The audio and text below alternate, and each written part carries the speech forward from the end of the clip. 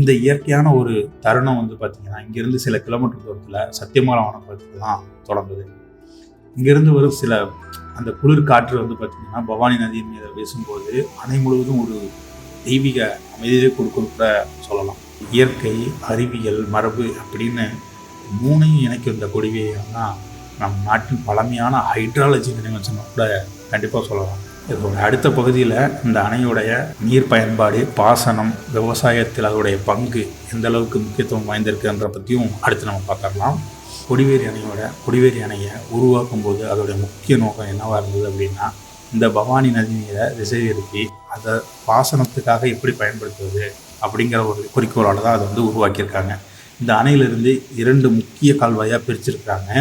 அதாவது வலது பக்கம் இருக்கக்கூடிய கால்வாய் பார்த்திங்க அப்படின்னா அரக்கன்பாளையம் கால்வாய்ன்னு சொல்கிறாங்க.